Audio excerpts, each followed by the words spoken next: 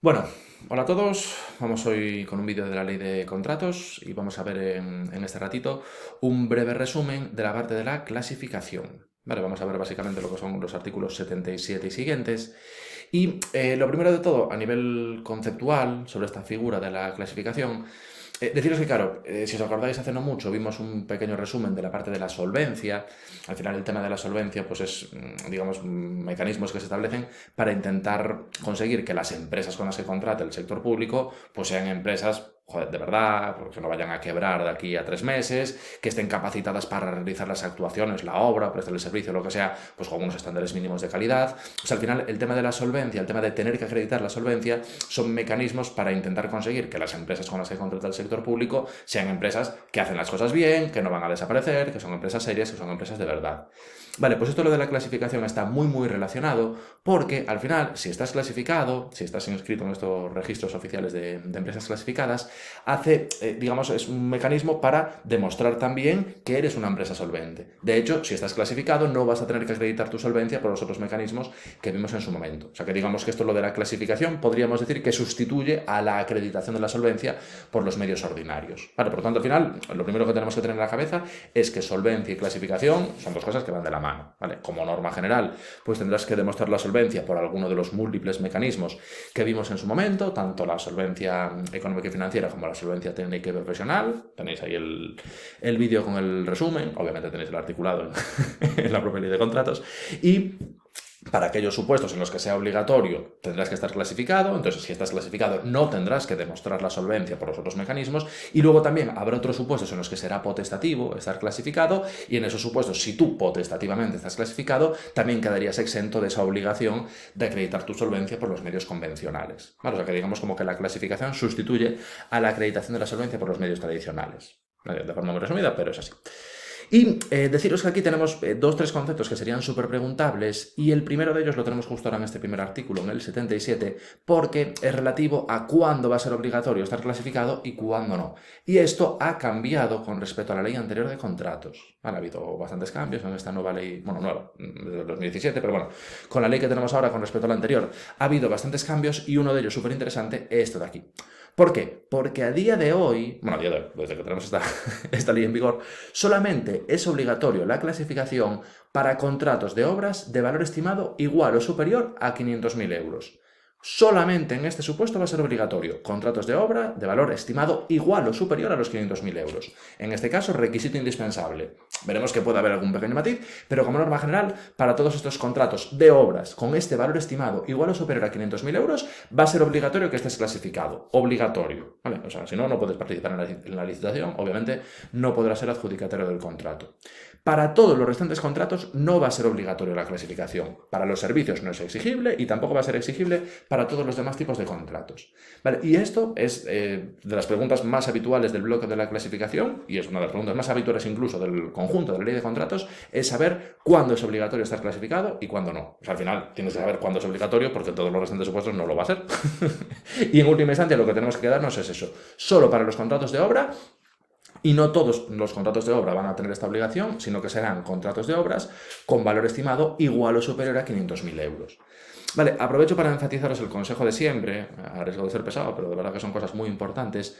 Vale, primero nos quedamos con que es contrato de obras, luego nos quedamos con el 500.000, luego nos quedamos con que es el valor estimado, digamos, el factor del que nos están hablando aquí, y luego, muy importante de cara a las preguntas difíciles, fijaros que es valor estimado igual o superior a 500.000. Vale, esto es lo de siempre. Todo lo que sean numeritos son súper preguntables, por supuesto que lo son, pero de la misma manera que es importante aprenderse el número, también muy importante aprenderse la información que hay alrededor del mismo. En este caso, claro, si te ponen en una pregunta valor estimado superior a 500.000 y en otra te ponen valor estimado igual o superior a 500.000, si solamente estás fijado en el numerito, es más posible que la falles. Vale, por lo tanto lo he dicho, en los de obras de valor estimado igual o superior a 500.000, obligatorio estar clasificado. Para los demás no es exigible, ni para los de servicios ni para los restantes contratos. Vale. Luego os decía que como norma general para los de obras de valor estimado igual o superior a 500.000 va a ser obligatorio, pero tenemos excepciones. La excepción es que a través de un Real Decreto se puede exceptuar esa necesidad de clasificación, ¿vale? Que tiene carácter excepcional, pero efectivamente podría darse el caso de que en un contrato de obras de valor estimado igual o superior a 500.000 se exceptúe esa necesidad de clasificación a través de un Real Decreto. Entonces, como norma general, tenemos este primer requisito, pero tenemos excepción, que es, primero, a través de un Real Decreto, se podría exceptuar esa necesidad de clasificación.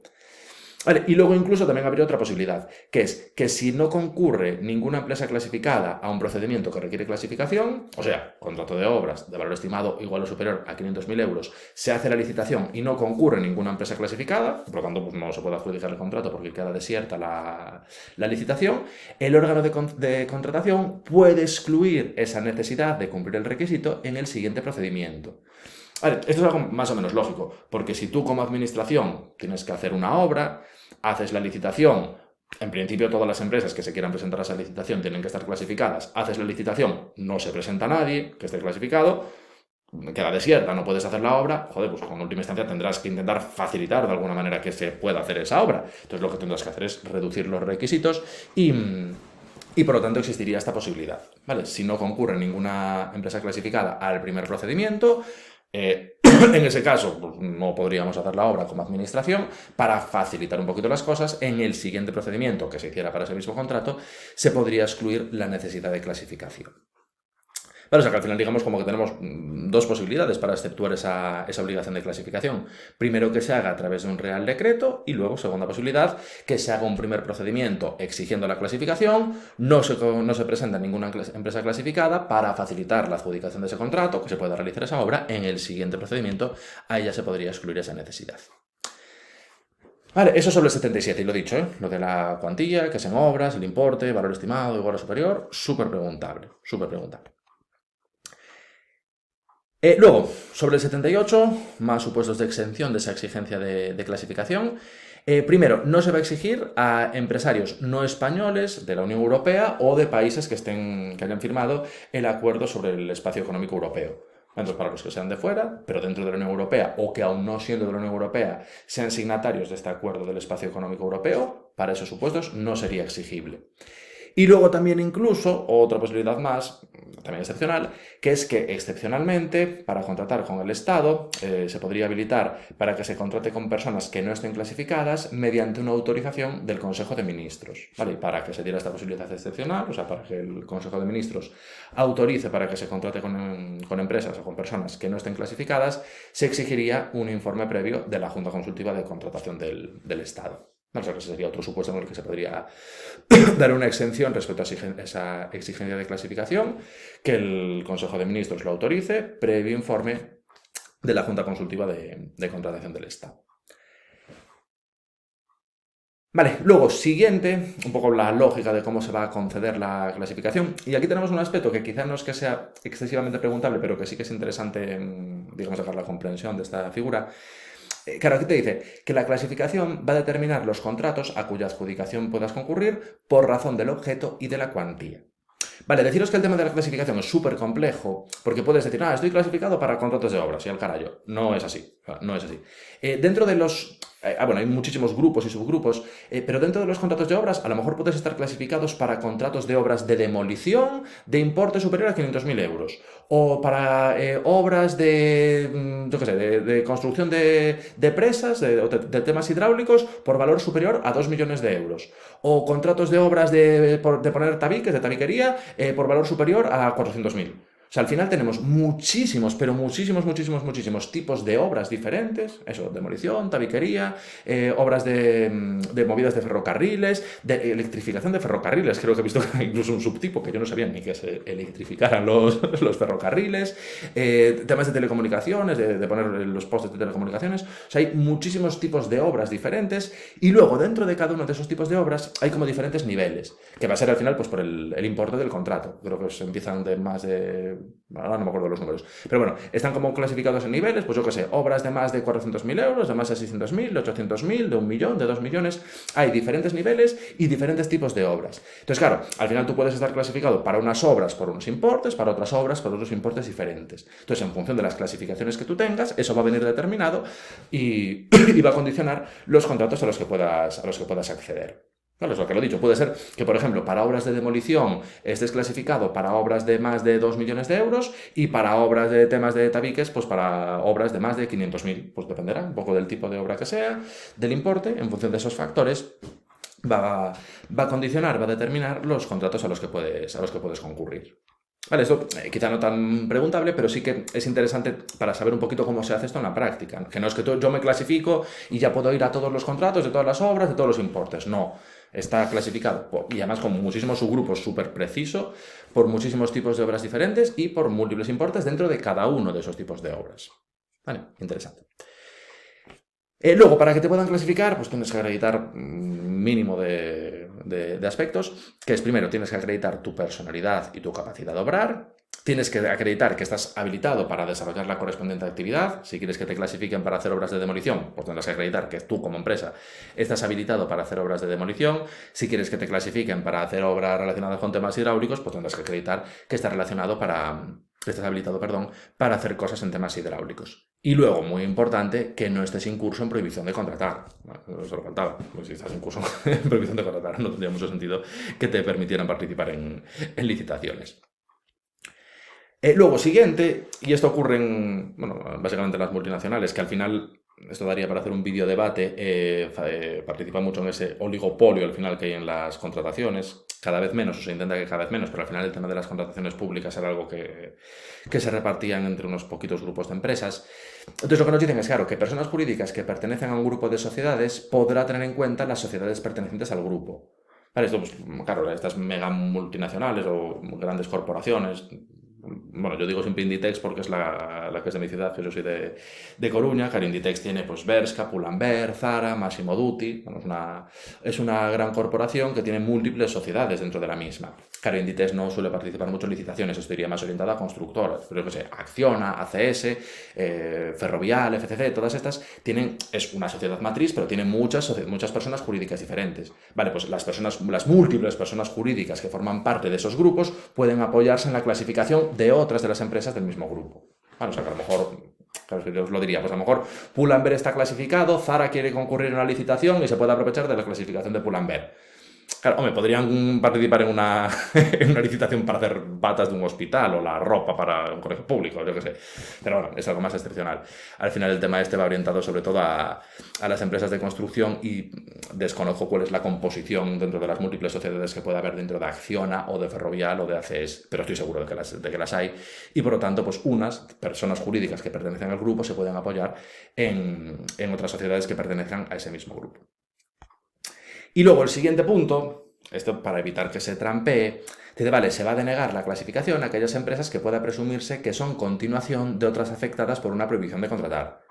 Claro, esto es muy lógico y muy razonable. Imaginaros que yo tengo una empresa, participo en unas licitaciones, la lío muchísimo y entonces me sancionan con una prohibición de contratar y digo yo, vale, pues entonces disuelvo esta empresa y con las mismas personas, los mismos socios, los mismos trabajadores y los mismos medios constituyo una nueva sociedad para que esa sociedad ya no esté afectada por la prohibición de contratar y pueda participar en las licitaciones.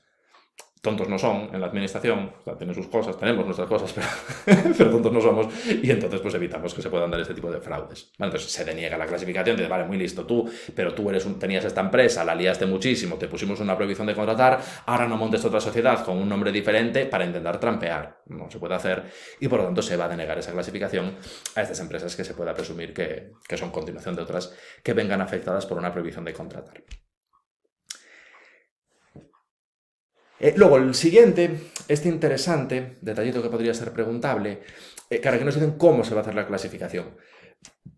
Perdón, los acuerdos de clasificación a nivel estatal lo van a hacer las comisiones clasificadoras de la Junta Consultiva de Contratación del Estado.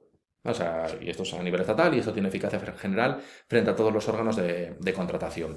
Entonces, a nivel estatal, que eso va a tener repercusión a todos los niveles, esos acuerdos de clasificación comisiones clasificadoras de la Junta Consultiva de Contratación. Y esos acuerdos se pueden recurrir en alzada ante el Ministro de Hacienda y Función Pública. Vale, quizá la parte del recurso lo que a priori sería más preguntable. Vale, de esto he visto yo algunas preguntillas. No tantas, evidentemente, como lo de cuándo hay que estar clasificado y cuándo no, de las cosas más básicas, junto con otro detallito que veremos, pero eso también interesante. Entonces, los acuerdos de clasificación a nivel estatal, que van a tener esa eficacia frente a todos los órganos de contratación, los adoptan las comisiones clasificadoras, un nombre bastante intuitivo por otra parte, de la Junta Consultiva de Contratación del Estado. Y esos acuerdos se podrán recurrir en alzada ante el Ministro de Hacienda y Función Pública. Vale, y a nivel comunitario, a nivel comunitario, perdón, a nivel comunitario sí, pero de las comunidades autónomas, no comunitario referido a Europa, sino a nivel de las comunidades autónomas, también los órganos competentes de cada comunidad autónoma podrán adoptar las correspondientes decisiones de clasificación. Vale, pero bueno, de este punto del artículo 80, interesante el recurso de alzada. Luego, esos acuerdos de clasificación se van a inscribir de oficio en el registro de licitadores y empresas clasificadas. Te dicen, a nivel estatal, los acuerdos que hagan que acabamos de ver ahora, las comisiones clasificadoras de la Junta Consultiva de Contratación del Estado, se inscriben de oficio en el registro oficial de licitadores y empresas clasificadas del sector público. Vale, esto lo veremos, se regula hacia el final de la ley, lo veremos cuando corresponda. Pero lo dicho, cuando es a nivel estatal, cuando se dicta el acuerdo de clasificación, de oficio ya se va a inscribir en este registro, que es el principal, en el registro oficial de licitadores y empresas clasificadas del sector público. Entonces, si es el Estado el que clasifica, ya de oficio directamente se inscribe en el registro principal, en el registro de licitadores y empresas clasificadas del sector público. Y si es una clasificación que se haga a nivel autonómico, nos dicen acuerdos de clasificación que adopten las comunidades autónomas, se inscriben de oficio en el registro de la comunidad autónoma si es que dispone del mismo y luego se comunican al registro oficial de licitadores y empresas clasificadas del sector público para su inscripción. Entonces, si es del Estado, ya es directo. Clasifica el Estado, directamente se inscribe de oficio en el registro del sector público, en el que es para el conjunto del Estado español. Y luego, si es la comunidad autónoma, primero se inscribirá de oficio en el registro de la comunidad autónoma, si es que existe, que no siempre van a existir, y luego se comunican al registro oficial, al sector público, para que se inscriban también allí. Vale, entonces esto sobre cómo se va a hacer la inscripción, que a ver, en última instancia lo que nos están diciendo es que se hace de oficio, o sea, desde la misma manera que se dicta el acuerdo de clasificación, de oficio ya se va a hacer también la inscripción en el registro oficial de licitadores y empresas clasificadas, ¿vale? Lo que es interesante porque al final ganamos en celeridad, no obligas a la empresa luego a hacer una solicitud para que esa solicitud sea grabada en el registro, ya de la misma manera que se dicta el acuerdo de clasificación, de oficio se hace también la inscripción en el registro oficial de licitadores y empresas clasificadas.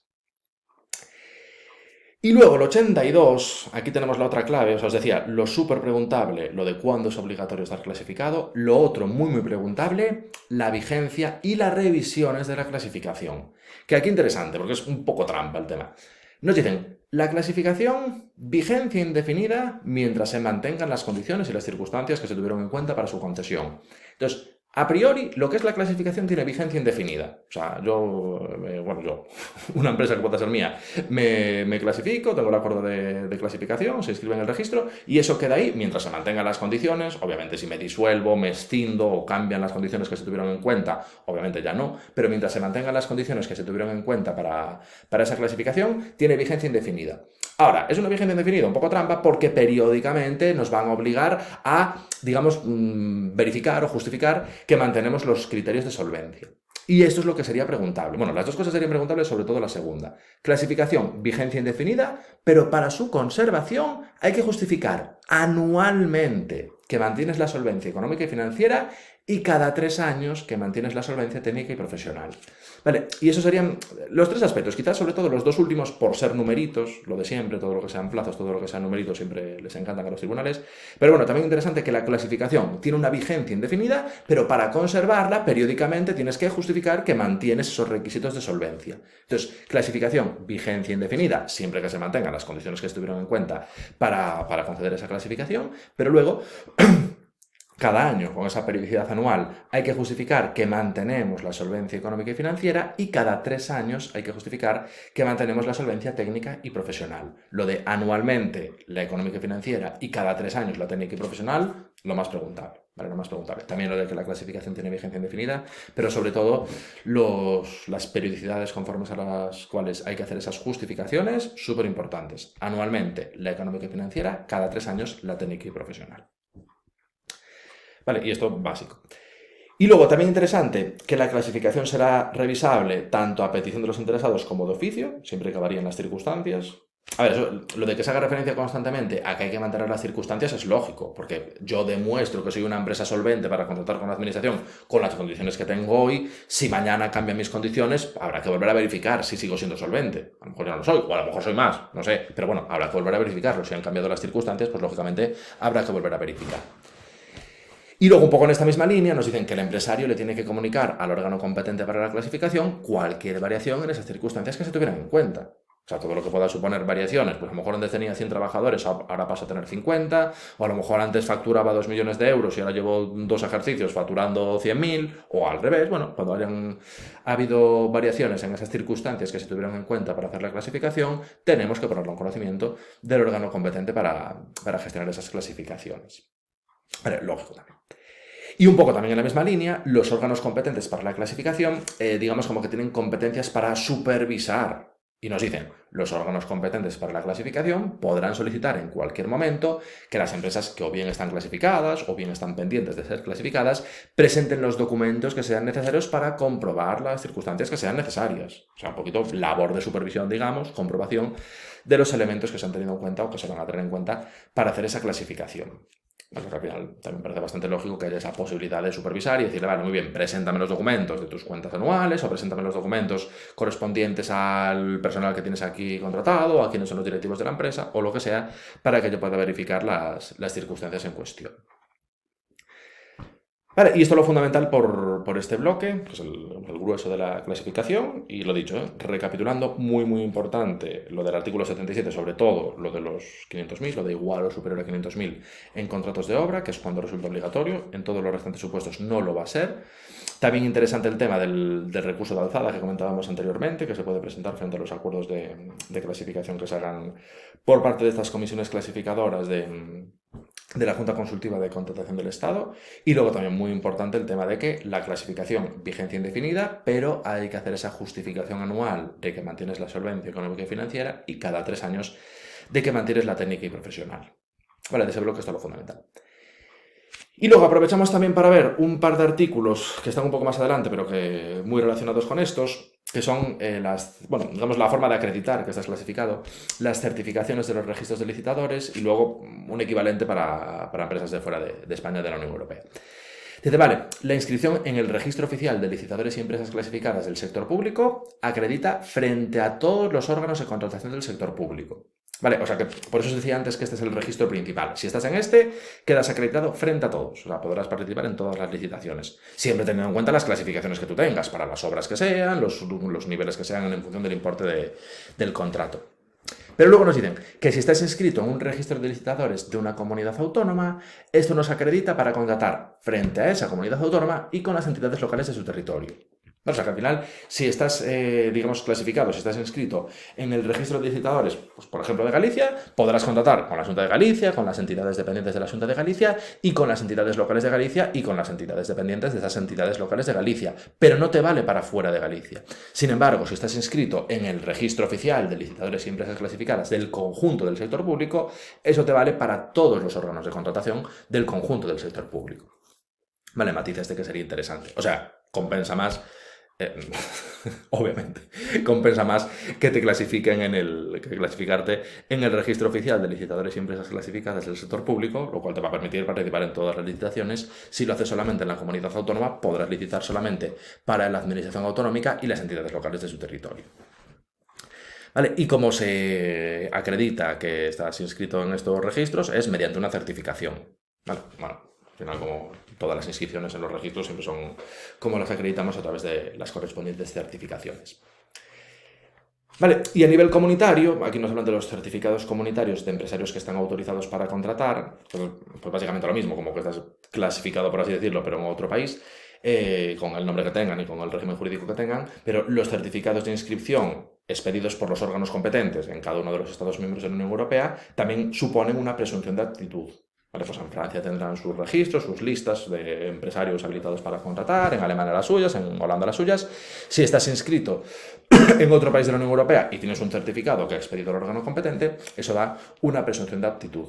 Y lo mismo, y eso quizá lo más interesante, igual, a nivel de entender, no de preguntas, tiene ese mismo valor de presunción de aptitud las certificaciones que emitan los organismos de certificación competentes. Vale, y organismos que acreditan que determinadas empresas están habilitadas para realizar determinadas actuaciones, y esos certificados que expidan los organismos de certificación competentes también suponen esa presunción de aptitud para contratar. Vale, y el documento en cuestión pues, tendrá que reflejar la clasificación que se ha obtenido a nivel comunitario en el país que sea. Vale, pero bueno, realmente estos dos últimos artículos los metí en este resumen porque están bastante relacionados. Claro, al principio ves lo que es la clasificación y luego ves cómo demuestras que estás clasificado en última instancia, pero probablemente bastante menos preguntables a efectos de examen.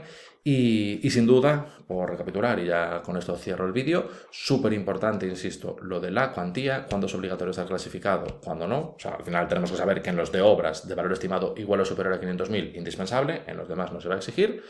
También interesante el recurso de alzada que podemos poner frente a los acuerdos de estas comisiones clasificadoras de la Junta Consultiva de Contratación del Estado, y muy interesante también lo de que la clasificación vigencia indefinida y que hay que justificar anualmente la económica y financiera y cada 3 años la técnica y profesional. Vale, así que nada, así el resumen. Evidentemente son artículos más extensos, como todo en esta ley de contratos. Estoy intentando hacer así resúmenes para que sea más digerible todo todo este tocho. Y nada, como con todos los otros que voy sacando, podéis descargaros este documento si es que os vale de algo. Lo tenéis en el aula virtual, en un módulo que pone material gratuito, módulo de material gratuito, y ahí os podéis descargar este documento. Vale, os creáis el usuario, descargáis matriculáis en el curso, que es gratis, evidentemente, y os podéis descargar estos PDFs si es que os interesa. Vale, así que nada, hasta aquí lo que es este vídeo. Espero que os haya gustado y nos vemos en el próximo.